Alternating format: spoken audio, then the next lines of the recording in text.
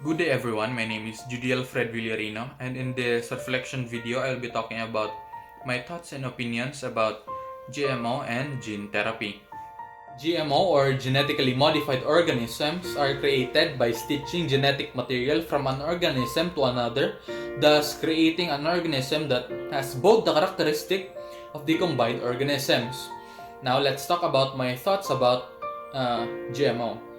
I think GMO is very important for the development of the agricultural sector and the economic state of the world, because GMO can be created to adapt in harsh environment. Thus it can be used in places that are previously not suitable for the growth of non-GMO produce. And another, it can be created to produce more yield. Thus, and as a result, it can give the consumer with a better product and a cheaper one. And even if you think about the disadvantages of GMO, I think the benefit that it brought to the people can outweigh these problems.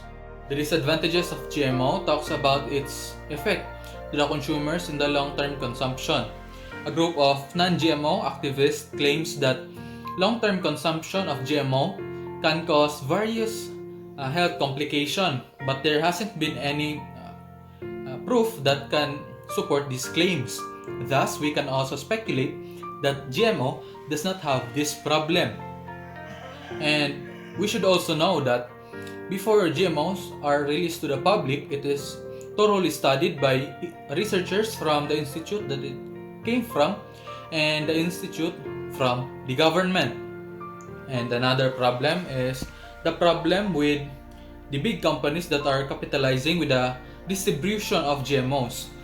And we can solve this problem by talking with our government and letting them institute policies that can help the people with this problem. And now let's talk about gene therapy.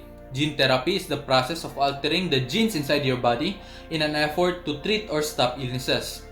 My thoughts about gene therapy is that it is very important for the development of the medical community around the world. If this kind of treatment is continuously studied, then we might be able to find cure for countless terminal illnesses such as cancer and prevent inborn diseases. But in delving with the study about gene therapy, we need to be very careful because these new altered genes might not be accepted by the body, thus leading to a gene breakdown or might lead to hidden complications that can harm the patient in the long run.